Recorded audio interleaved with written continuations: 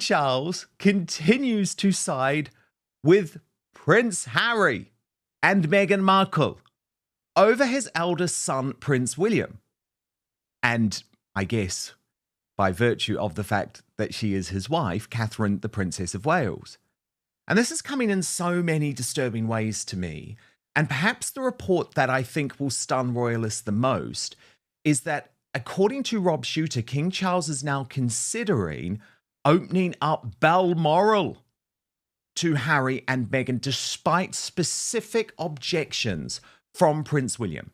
So we're going to analyse this with Brittany, editor of the Royal News Network, imminently. But first, I want to take you through this new reporting from Rob Shooter, who writes, King Charles III is quietly considering a dramatic and deeply personal move to mend his fractured relationship with Prince Harry and Meghan Markle, opening the gates of his most private sanctuary, Balmoral Castle.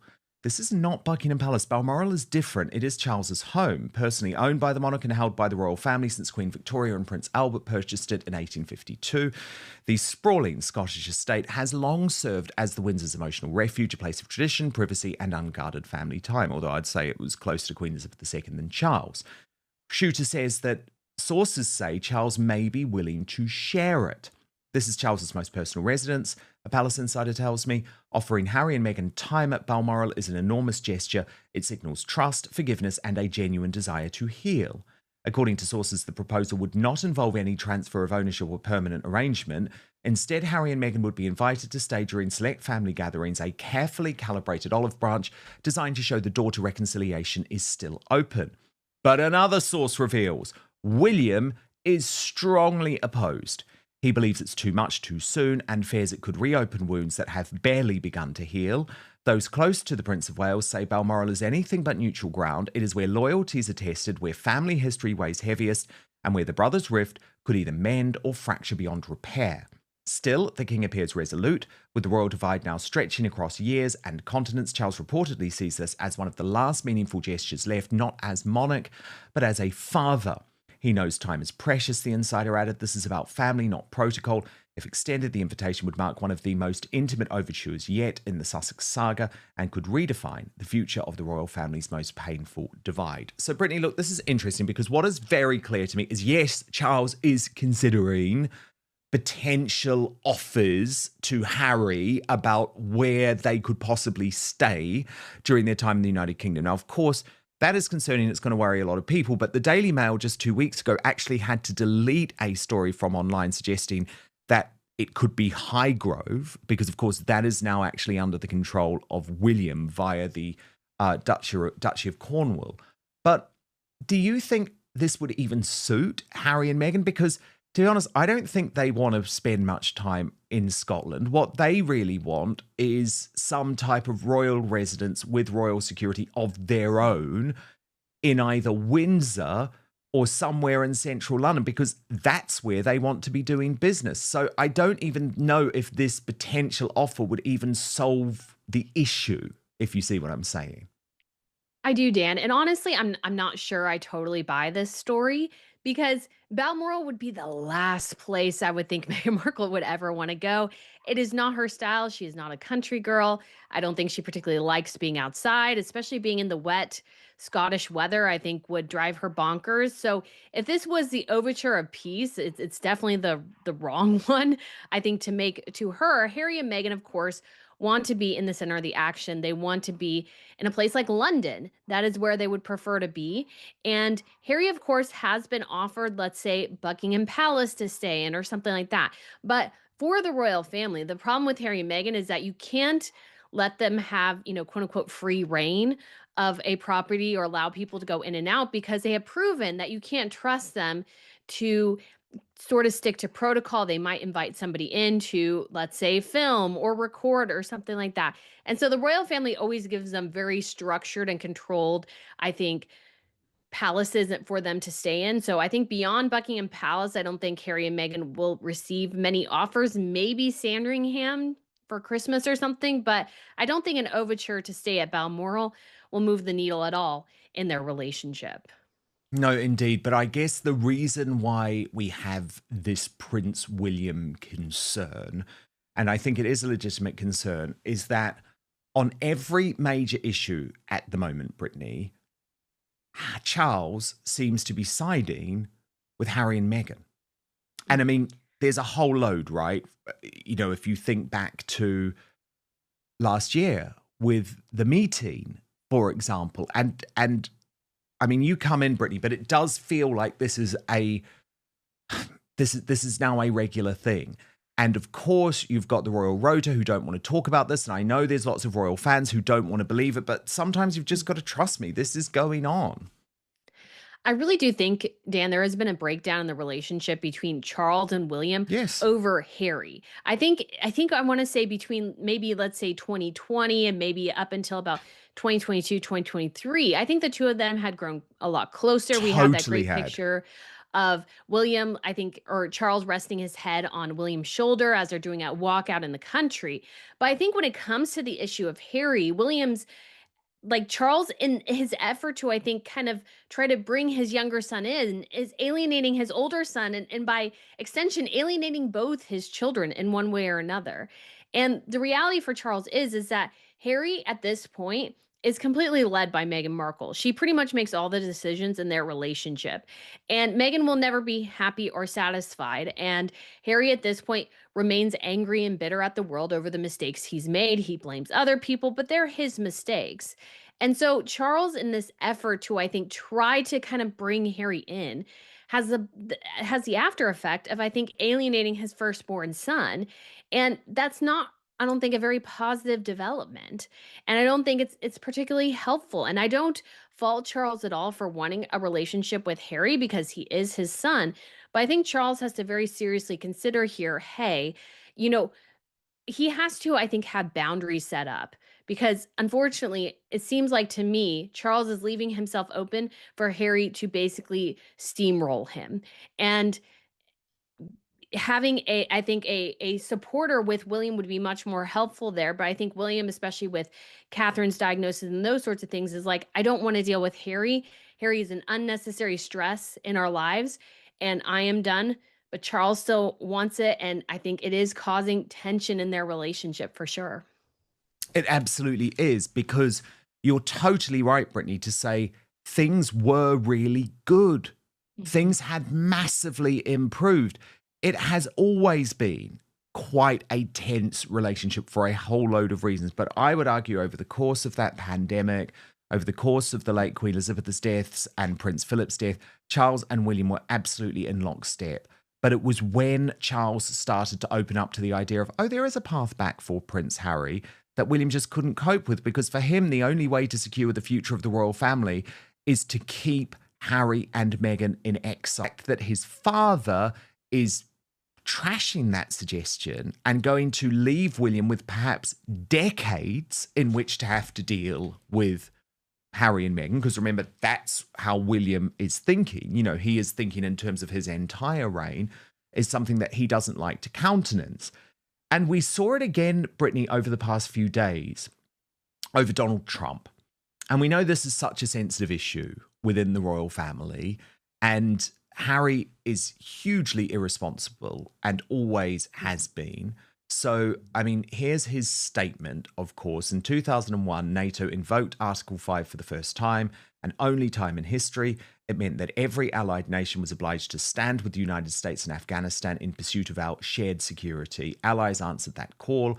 I served there, I made lifelong friends there, and I lost friends there. The United Kingdom alone had 457 service personnel killed. Thousands of lives were changed forever. Mothers and fathers buried sons and daughters. Children were left without a parent. Families left carrying the cost. Those sacrifices deserve to be spoken about truthfully and with respect, as we all remain united and loyal in the defense of diplomacy and peace. And you posted, Brittany, Prince Harry has no business making any sort of statements on NATO and by extension criticizing President Donald Trump. This sort of brazenness again belies the reason why all his titles and place in the line of succession should be removed. If he can't contain himself and potentially undermines whatever diplomacy is going on behind the scenes, it's a problem that must be dealt with.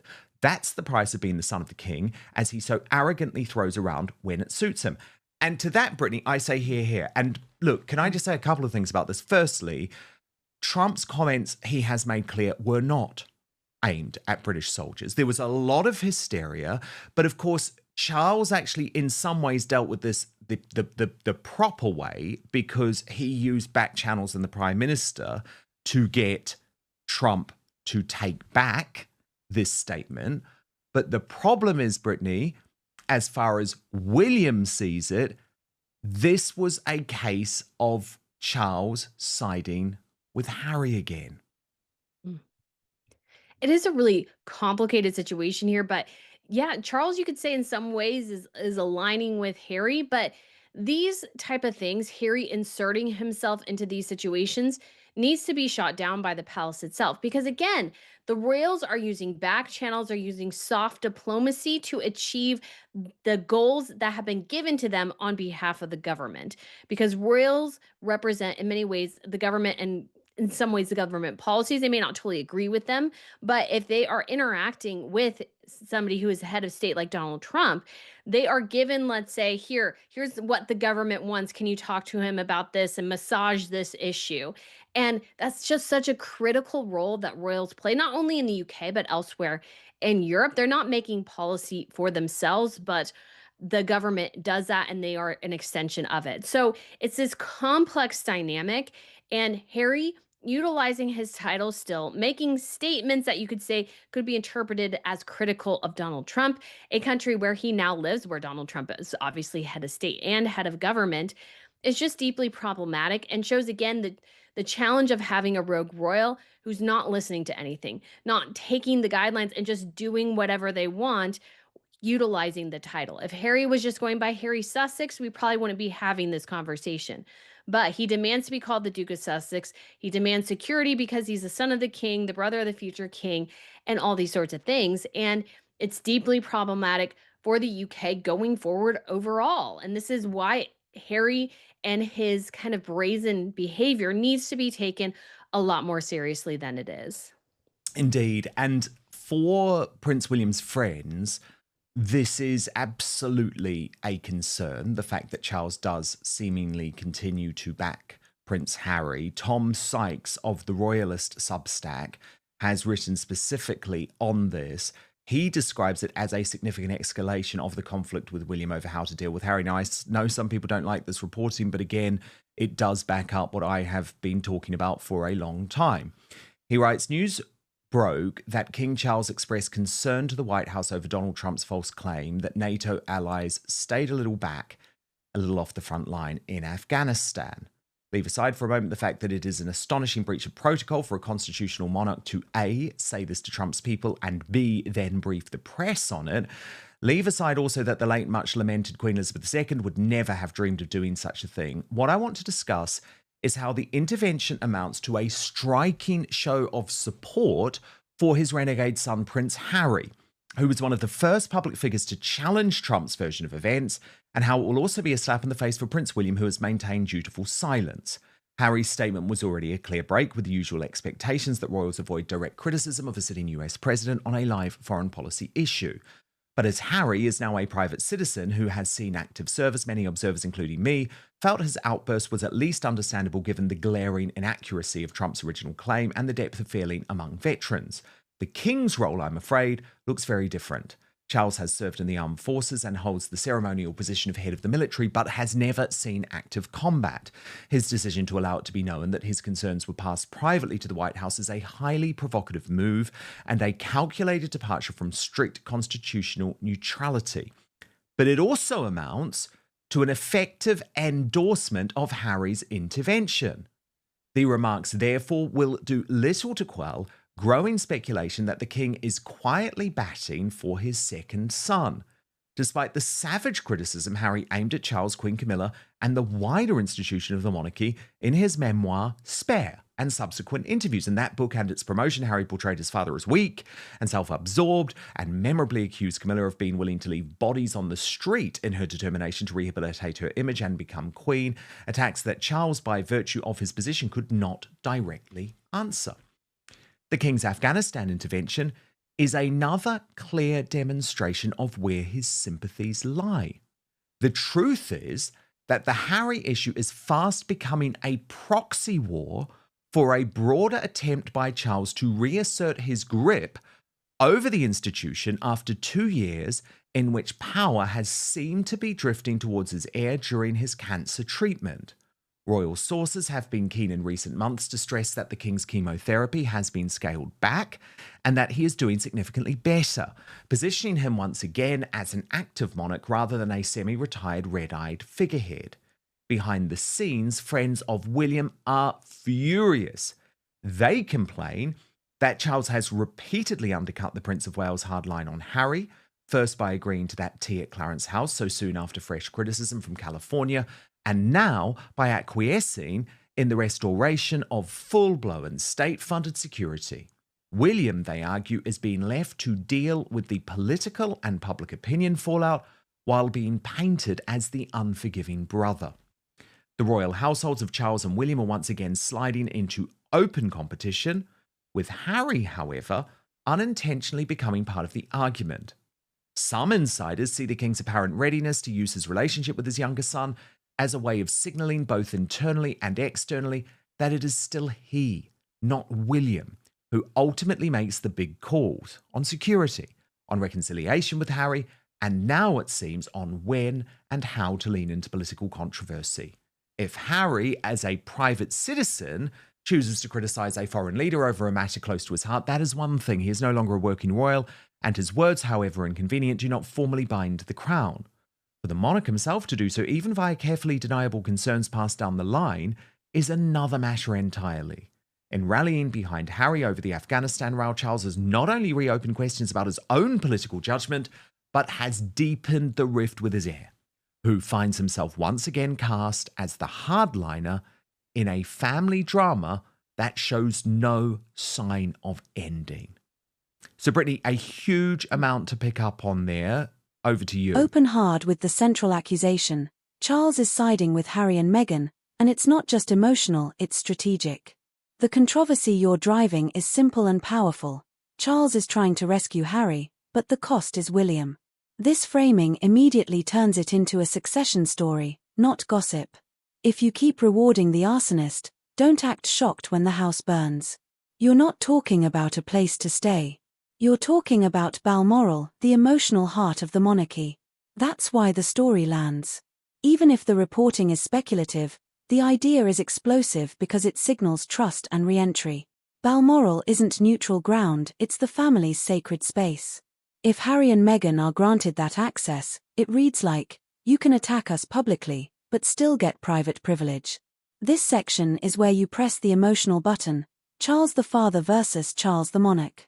Your angle: Charles is acting like a dad trying to heal, but a king can't behave like a private parent because every gesture becomes policy. Forgiveness is personal, but access is institutional. This is where your narrative becomes a power struggle. You position William as the one thinking in decades, not days.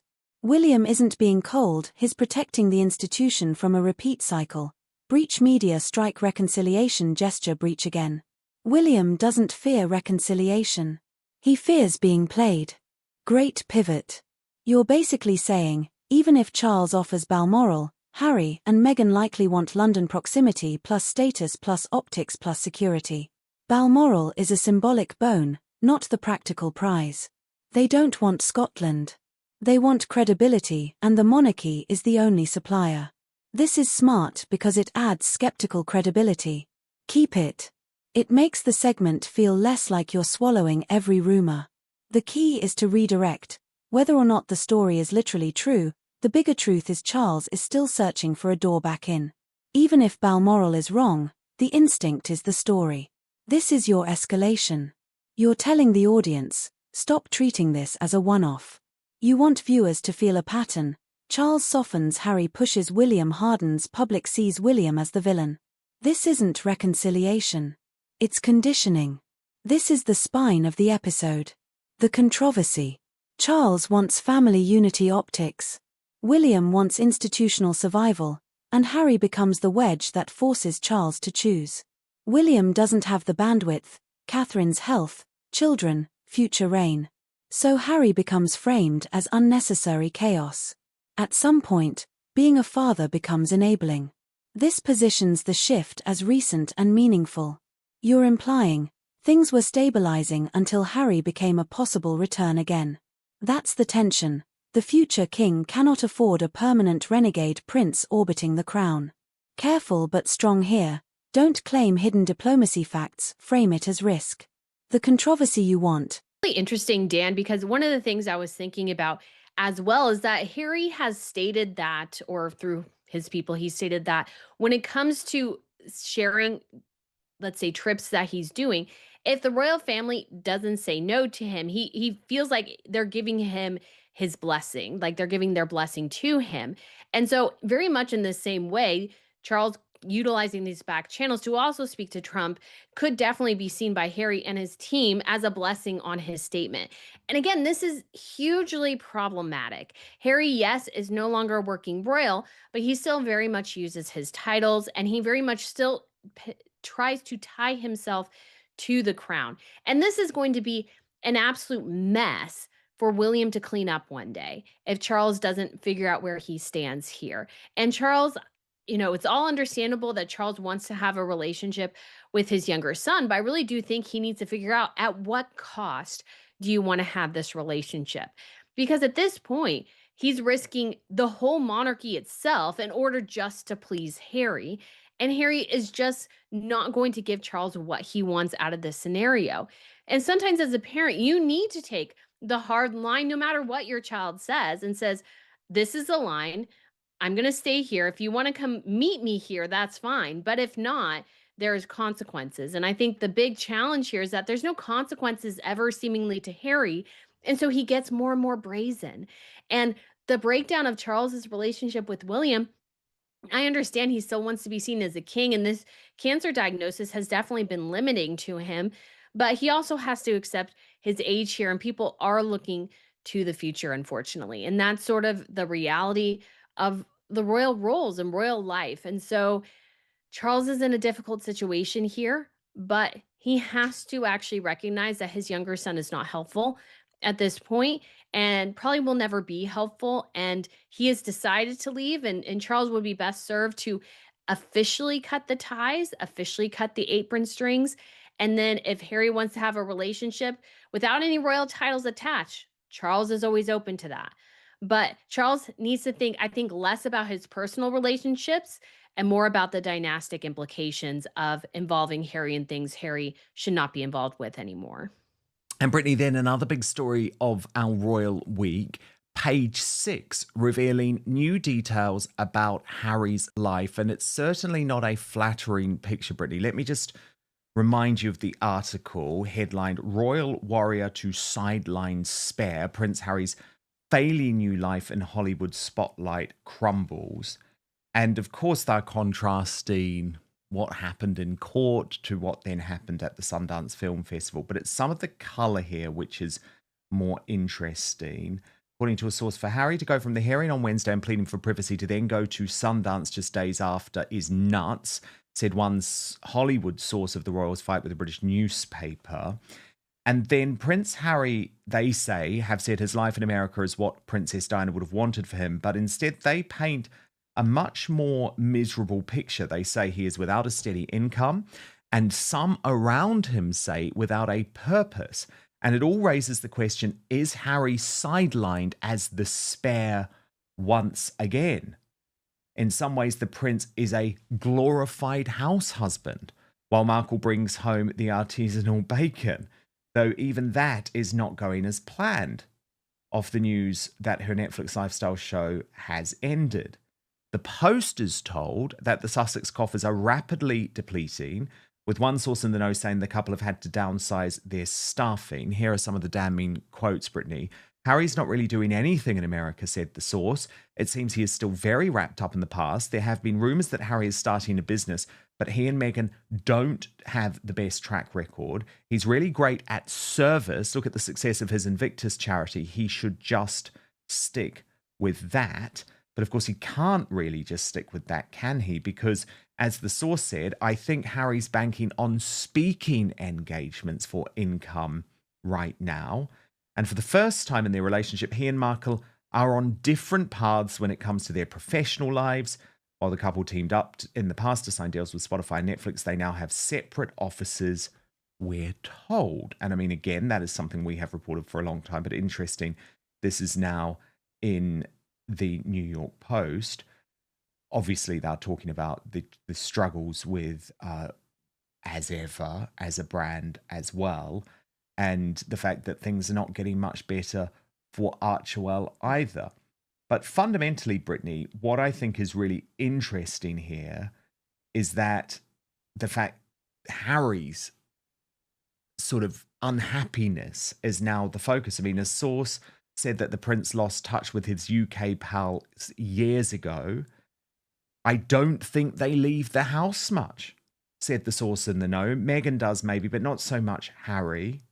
I mean, this is painting a picture, Brittany, in the American press, not the British tabloids, of a miserable life. I mean, I'm not surprised at all, Dan. To be quite honest, I have suggested this for a long time for Harry because you have to think about what happened. He was told by his wife, I'm sure, that she has all these connections in Hollywood and there'll be these big producers and everything. And I think he jumped ship with Mexit with stars in his eyes. And 6 years on, has realized what an epic disaster it actually was, and that nothing has gone according to plan. Everything's sort of been a disaster. And now they're left with this mess. And unfortunately for him, like I started putting on Twitter, I started putting Meghan and then in parentheses and Harry because he's there, but he's not really there. She's not really even, I think, including him in many ways in this project where he is attached because he doesn't have any talent here. He doesn't have any creative input into any of these projects. He's basically there to add his name so that she can use it. And so he is essentially listless. He has nothing to do. He doesn't have that many skills. He does have, let's say, some speaking engagements lined up and can grab some bags of cash that way. But I'm going to guess those are going to begin to kind of dry up as well, especially when it comes to some of these big conferences, because they're going to be like, well, what can this guy talk about? He barely graduated high school and like just doesn't have that much to offer for a business convention or something like that. So I think Harry's even going to see those dwindle. He was good, you could say, at being royal in some ways. And his wife took him out of that. And he thought, yeah, I'm going to be better than this. I'm going to get out. And it's like, it's going to be great. But of course, the grass is always greener on the other side.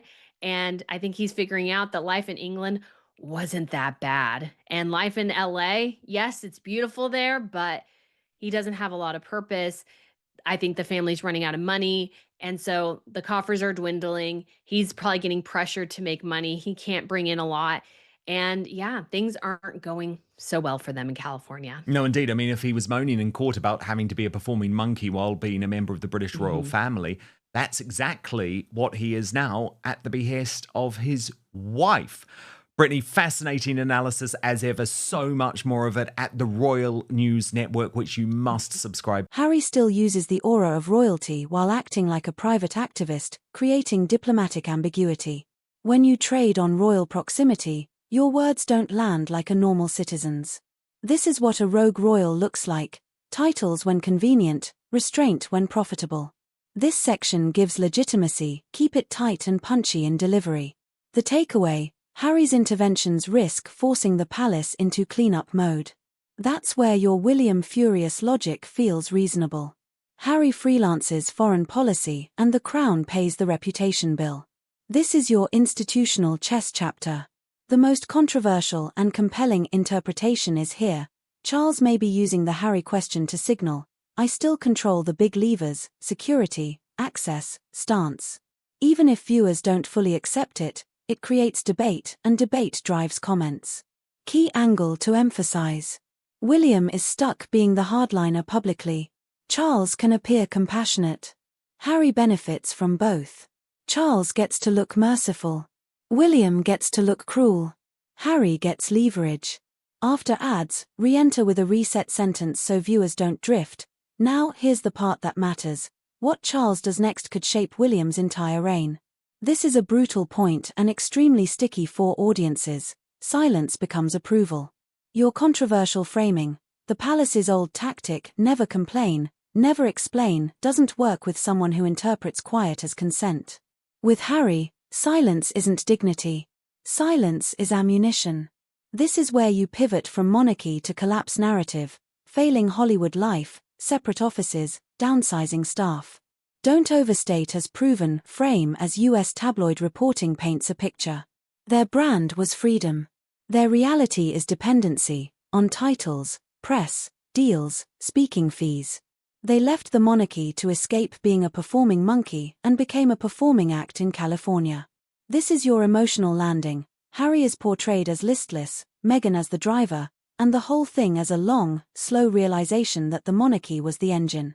Your controversy here isn't Meghan bad. It's, Harry miscalculated his value outside the institution. He confused access to the machine with being the machine. End with a clear thesis repeat. Charles is trying to heal as a father. William is trying to protect as an heir. Harry's behavior keeps forcing a choice, and each new olive branch risks widening the crack. Now I want your verdict, because this is the question that defines the next decade of the monarchy. Should King Charles keep extending olive branches to Harry and Meghan, even if it damages William and Catherine's trust? Type yes if you think a father must try. Type no if you think the institution comes first. And here's the bigger one. If Balmoral access happens, is that reconciliation or reward? Hit like if you want the monarchy to set clear boundaries, subscribe for daily no-spin royal analysis, and turn the notification bell on because this story is moving fast and we're going to keep tracking every move.